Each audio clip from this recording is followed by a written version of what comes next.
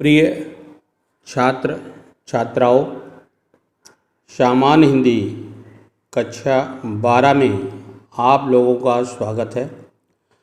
आज हम आप लोगों को छायावाद के स्तंभों में प्रमुख आधुनिक युग की मीरा के नाम से प्रसिद्ध कवियत्री महादेवी वर्मा की प्रमुख रचना सांद गीत से लिए गए गीत एक नामक पाठ पढ़ाएंगे। इस गीत में महादेवी जी ने आलसी और प्रमादी व्यक्ति में चेतना का संचार करते हुए कहा है कि वह निरंतर अपने लक्ष्य की ओर बढ़ता रहे। साथ ही सांसारिक मोह माया में लिप्त जीव को सचेत करती हुई कहती हैं कि ईश्वर प्राप्ति के लक्ष्य की ओर हमेशा प्रगतिशील रहना चाहिए। अब आइए कविता में। तो गीत एक का पहला पद्यांश पढ़ेंगे। चिर सजक आँखें उनीदी आज कैसा व्यस्त बाना, जाग तुझको दूर जाना। अचल हिमगिर के हृदय में आज चाहे कंप होले, या प्रलय के आंसुओं में मौन अलसित व्योम रोले। आज पी आलोक को डोरे तिमिर की घोर छाया, जाग या विद्युत शिखाओं में निठुर तूफान बोले।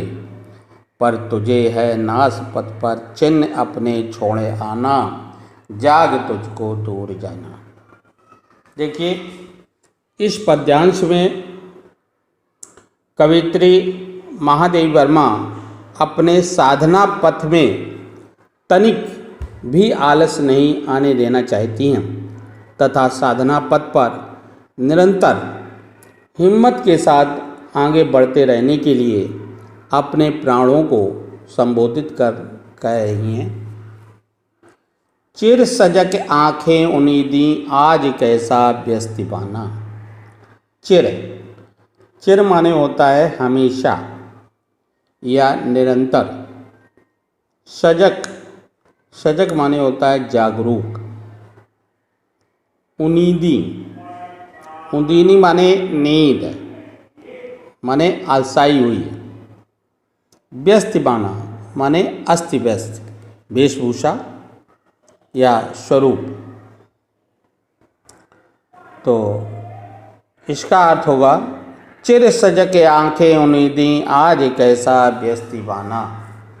कवियत्री महादेवी वर्मा कहती हैं कि हे प्राण, निरंतर हमेशा जागरूक रहने वाली आँखें आज नींद से भरी अर्थात आलसाई हुई क्यों है। आज कैसा व्यस्त बाना, तुम्हारा वेशभूषा आज इतना अस्त व्यस्त क्यों है।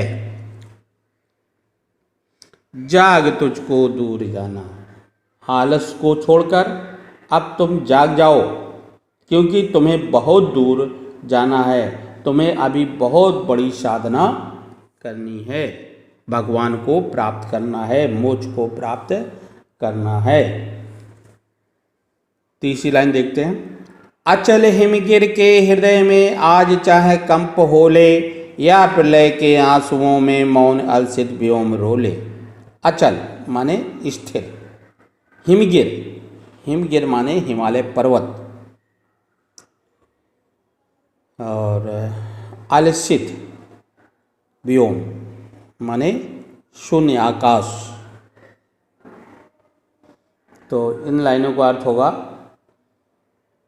अचल हिमगिर के हृदय में आज चाहे कंप होले माने अस्थिर,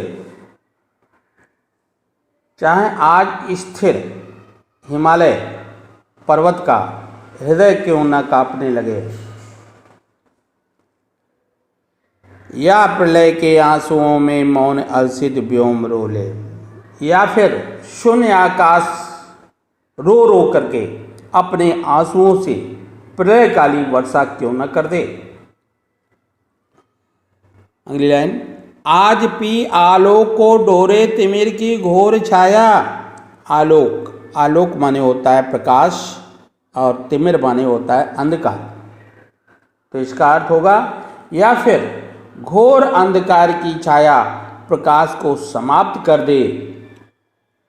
जा गया विद्युत शिखाओं में निठुर तूफान बोले। विद्युत शिखाओं माने होता है बिजली की चमक, निठुर माने होता है कठोर माने निष्ठुर। तो कवित्री कहती हैं या फिर चमकती और कड़कती हुई बिजली से निष्ठुर माने कठोर तूफान क्यों ना आने लगे, बोलने लगे। अगली लाइन है, पर तुझे नासपत पर चिन्ह अपने छोड़े आना। नासपत माने नश्वर संसार में। तो कवित्री कहती हैं तो उस विनाश रास्ते में, ये संसार जो है नश्वर है, इस पे तुम्हें अपने नव निर्माण के चिन्ह को छोड़ते चलना है। माने ऐसे अच्छे अच्छे कार्य करो इस संसार में कि तुम्हारे न रहने पर आगे आने वाली पीढ़ियां तुम्हें याद करें। तो अगली लाइन है, जाग तुझको दूर जाना। कवित्री महादेवी वर्मा पुनः कहती हैं कि हे प्राण, तुझे साधना पथ पर चलते हुए लक्ष्य प्राप्त करना है। अब तुम जाग जाओ क्योंकि तुझे बहुत दूर जाना है। तो ये हुआ पाठ गीत 1 का पहला पद्यांश। तो इससे संबंधित जो 5 प्रश्न आते हैं उनको भी समझो। उपर्युक्त पद्यांश के शीर्षक और कवि का नाम लिखिए। ये पहला प्रश्न आता है। तो इसका उत्तर होगा, शीर्षक का नाम है गीत 1 जो कि सांद गीत से लिया गया है, और कवित्री का नाम है महादेवी वर्मा। दूसरा प्रश्न है, रेखांकित अंश की व्याख्या कीजिए। तो इसमें रेखांकित अंश है इस पद्यांश की पहली लाइन, चिर सजक आँखें उनीदी आज कैसा व्यस्त बना। तो इसका आपको अर्थ लिखना है। कवित्री महादेवी वर्मा कहती हैं कि हे प्राण, निरंतर हमेशा जागरूक रहने वाली आँखें आज नींद से भरी अर्थात अलसाई हुई क्यों हैं? तुम्हारा वेशभूषा आज इतना अस्त व्यस्त क्यों है? तीसरा प्रश्न देखते हैं। इस पद्यांश के माध्यम से कवित्री ने पथिक को क्या प्रेरणा दी है? तो इसका उत्तर होगा, अभी बताया था मैंने, प्रस्तुत पद्यांश के माध्यम से कवित्री ने पथिक को निरंतर अपने लक्ष्य की ओर बढ़ते जाने की प्रेरणा दी है। अगला प्रश्न चौथा देखें। मार्ग में आने वाली अनेक कठिनाइयों के बावजूद भी पथिक विनाश एवं विध्वंस के बीच क्या छोड़ जाना है? तो इसका उत्तर होगा, मार्ग में आने वाली अनेक कठिनाइयों के बावजूद भी पथिक को विनाश एवं विध्वंस के बीच नव निर्माण के चिन्ह छोड़ जाना है। अब लास्ट प्रश्न 5वां देखते हैं। हिमगिर शब्द के 2 पर्यायवाची शब्द लिखिए। तो उत्तर है, हिमगिर शब्द के 2 पर्यायवाची शब्द हैं हिमालय, गिरिराज। तो ये था गीत 1 का पहला पद्यांश। अब देखिए गीत 1 का दूसरा पद्यांश पहले पढ़ेंगे। बांध लेंगे क्या तुझे ये मोम के बंधन सजीले, पंथ की बांधा बनेगे तितलियों के पर रंगीले, विश्व का क्रंदन भुला देगी मधुप की मधुर गुनगुन, क्या डुबो देंगे तुझे ये फूल के दल ओस गीले, तू ना अपनी छाँव को अपने लिए कारा बनाना, जाग तुझको दूर जाना। देखिए प्रस्तुत पद्यांश में महादेवी वर्मा जी ने साधना मार्ग में उत्पन्न होने वाली विभिन्न बाधाओं व कठिनाइयों का उल्लेख किया है। तो आइए इसके अर्थ को देखते हैं। बांध लेंगे क्या तुझे यह मोम के बंधन सजीले। मोम के बंधन माने प्रियजनों से कोमल संबंध, सजीले माने आकर्षक माने सुंदर। तो इसका अर्थ होगा,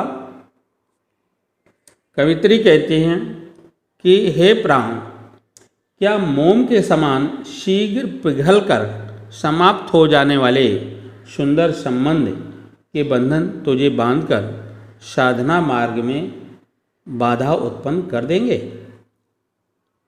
अगली लाइन देखें। पंथ की बांधा बनेंगे तितलियों के पर रंगीले।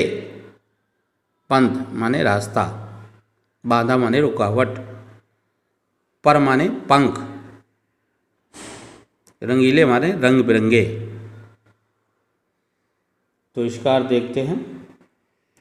क्या तितलियों के पंखों के समान रंगीन संसार का आकर्षक तुम्हारे मार्ग में बाधा बन जाएगा। तीसरी लाइन देखते हैं।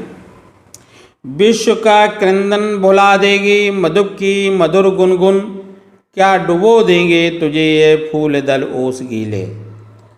क्रंदन, क्रंदन माने होता है रुदन। अब मधुप माने होता है भंवरा। ओस गीले माने होता है आंसू, आंसू से परिपूर्ण आँखें, ओस गीले। तो आइए इसके अर्थ को देखते हैं। क्या भौरों की मधुर गुंजारें विश्व का क्रंदन भुला देगी मधुप की मधुर गुनगन। मधुप की मधुर गुनगन माने क्या भौरों की मधुर गुंजारें संसार का करुण रुदन माने करुणा भरे स्वर में रोना सुनने से तुम्हें क्या रोक सकेंगे। क्या डुबा देंगे तुझे फूल के दल ओस गीले। क्या पुष्पों की पंखुड़ियों पर ओस की बूंदों की सुंदरता तुम्हें अपने में डुबोकर साधना पथ से विचलित कर देगी। तू ना अपनी छाँव को अपने लिए कारा बनाना। छाँव माने छाया, कारा माने बंधन या जेल। तो महादेवी वर्मा कह रही हैं कि तुम अपनी ही छाया को अपना बंधन मत बनाओ। यानी कहने का भाव है कि संसार के आकर्षण के माया जाल के बंधन से मत बंधो, क्योंकि ये बंधन तुम्हारी छाया मात्र ही है, तुम्हारे रास्ते के रुकावट हैं। इसलिए अंत में महादेवी वर्मा कह रही हैं, जाग तुझको दूर जाना। हे प्राण, आलस त्याग कर अब तुम जाग जाओ, क्योंकि तुझे बहुत दूर जाना है और अपने लक्ष्य को माने ईश्वर को प्राप्त करना है। तो ये था दूसरा पद्यांश पाठ गीत 1 का। अब इससे संबंधित प्रश्न देख लीजिए। देखिए, पहला प्रश्न आता है, उपर्युक्त पद्यांश और कवि का नाम लिखिए। तो उपर्युक्त पद्यांश में शीर्षक का नाम है गीत 1, जो शांत गीत से लिया गया है, और कवित्री का नाम है महादेवी जी वर्मा। अब दूसरा जो आता है प्रश्न, वो आता है रेखांकित अंश की व्याख्या कीजिए। तो इस पद्यांश में रेखांकित अंश है, विश्व का क्रंदन भुला देगी मधुप की मधुर गुनगुन। क्या डुबो देगे तुझे ये फूल के दल ओस गीले। तो इसका अर्थ होगा, क्या भौरों की मधुर गुंजार संसार का करुण रुदन माने करुणा भरे स्वर में रुदन सुनने से तुम्हें रोक सकेंगी? क्या पुष्पों की पंखुड़ियों पर पड़ी हुई ओस की बूंदें की जो सुंदरता है तुम्हें अपने में डुबोकर साधना पथ से विचलित कर देंगी? अगला प्रश्न देखें। बांध लेंगे क्या तुझे मोम के बंधन सजीले, पंक्ति का भाव लिखिए। तो इसका अर्थ अभी बताया था मैंने। इसका भाव ये है कि हे प्राण, क्या मोम के समान शीघ्र पिघलकर समाप्त हो जाने वाले सुंदर संबंधों के बंधन तुम्हें बांधकर साधना मार्ग में बाधा उत्पन्न करेंगे? अगला प्रश्न देखिए। प्रस्तुत पद्यांश में कौन सा रस है? प्रस्तुत पद्यांश में शांत रस है। अब पांचवा प्रश्न देखते हैं। मधुर शब्द के पर्यायवाची लिखिए। मधुर शब्द के पर्यायवाची शब्द हैं शहद, भौरा आदि। तो इस तरह ये आपका दूसरा पद्यांश गीत 1 का।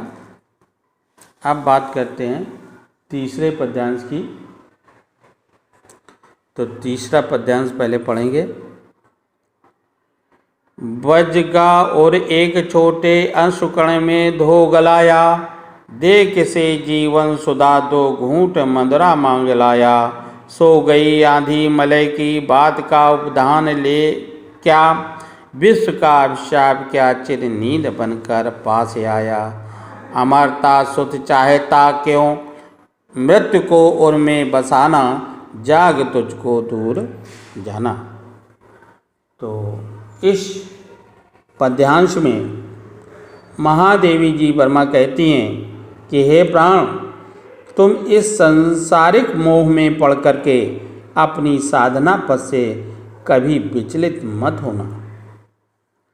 तो आइए अब पढ़ते हैं पद्यांश की पहली लाइन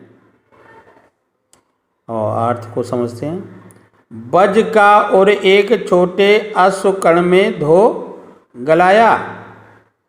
वज्र माने वज्र की तरह कठोर, और माने हृदय, अश्वकण माने आंसू की बूंदे।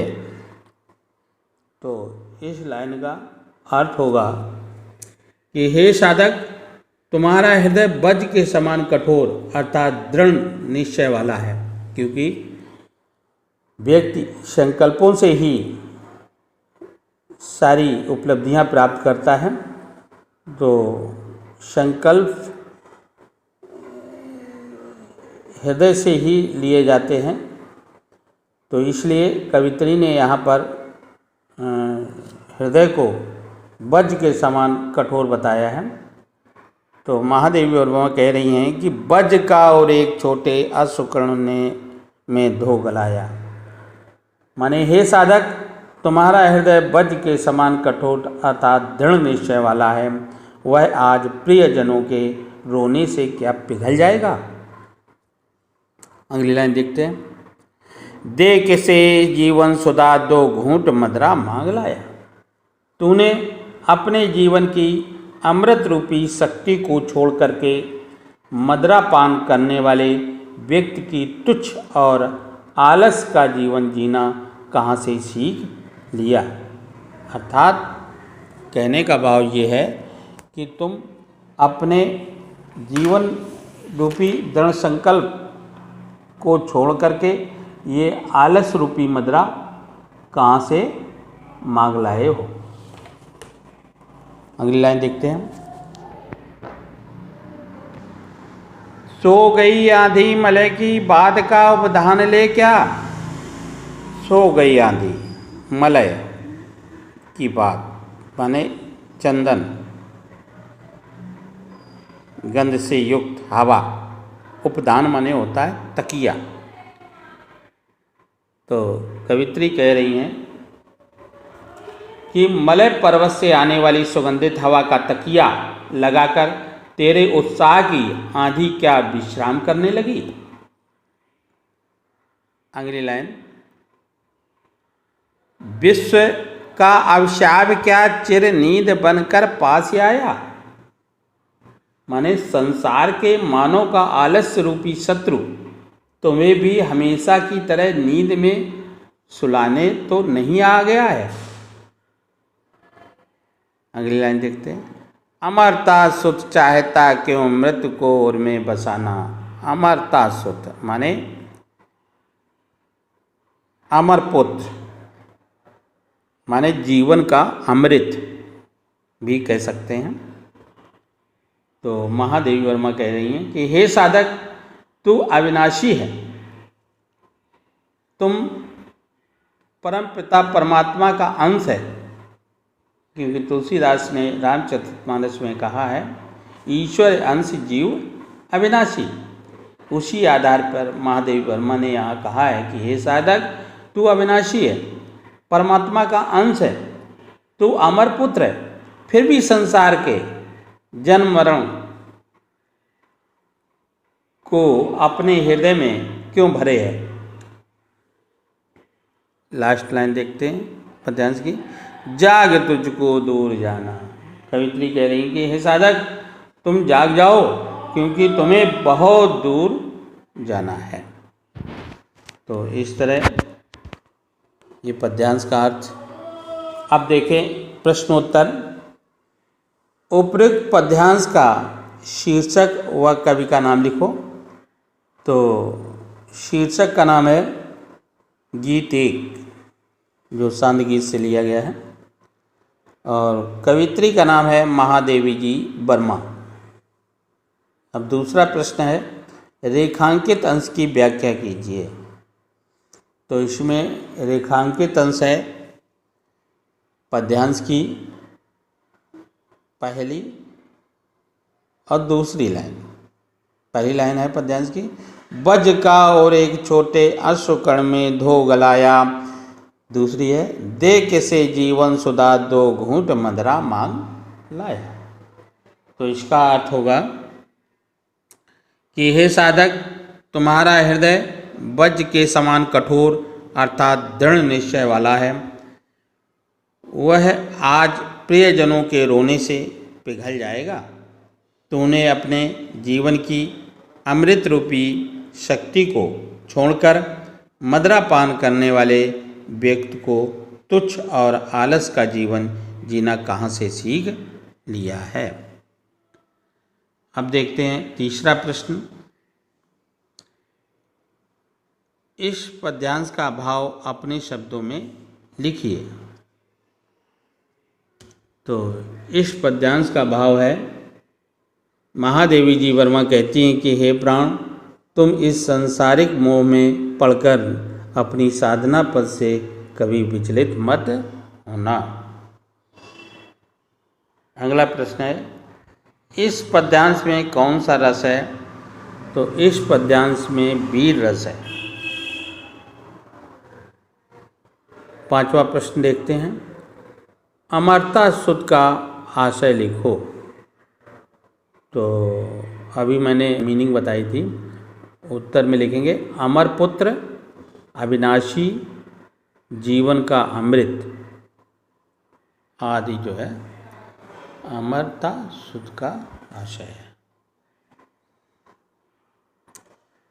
अब देखते हैं लास्ट पद्यांश गीत एक का। तो लास्ट पद्यांश पहले पढ़ेंगे। कह न ठंडी सांस में अब भूल वह जलती कहानी, आग हो उर में तभी द्रग में सजेगा आज पानी। हार भी तेरी माननी बनेगी जय की पताका, राख क्षणिक पतंग की है अमर दीपक की निशानी।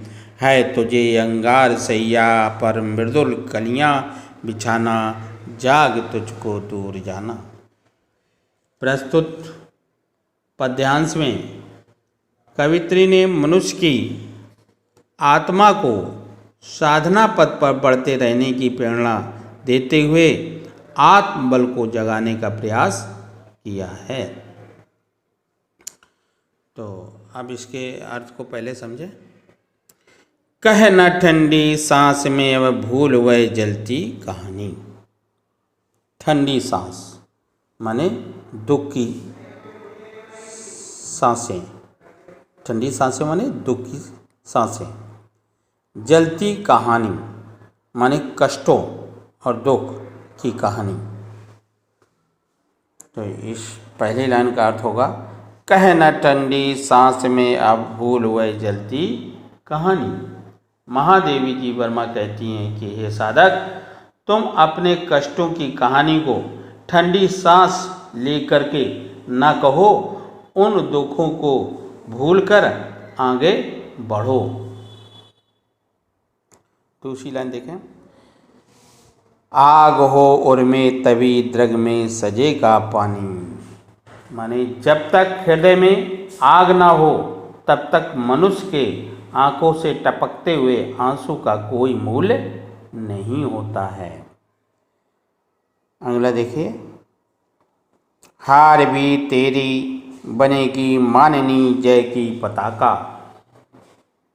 यदि उद्देश्य की प्राप्ति हेतु किए गए प्रयास से असफलता मिलती है तो भी वह सफलता से कम नहीं होती है, वह असफलता सफलता ही मानी जाएगी।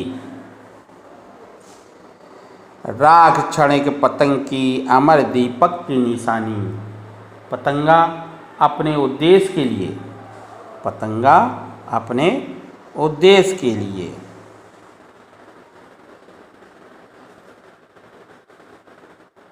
दीपक में जलकर राख हो जाता है, फिर भी उसकी राख दीपक लौ से मिल करके अमर हो जाती है तुझे अंगार सैया पर मृदुल कलियां बिछाना। अंगार माने कष्टों की स्थिति, मृदुल माने कोमल। है तुझे अंगार सैया पर मृदुल कलियां बिछाना। हे साधक, तुम अपनी तपस्या से कष्टों से भरे संसार में फलों की कोमल कलियां बिछाकर आनंद से मगन होकर के अपने उद्देश्य को प्राप्त करो। लास्ट देखिए, जाग तुझको दूर जाना। इसलिए हे साधक, तुम जाग जाओ क्योंकि तुम्हें बहुत दूर जाना है। तो ये था गीत 1 का लास्ट पद्यांश। अब इससे संबंधित प्रश्नोत्तर देखते हैं।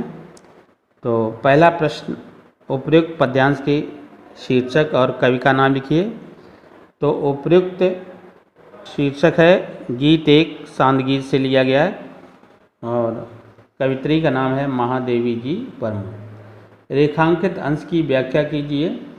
तो इसमें रेखांकित अंश है तीसरी लाइन और चौथी लाइन।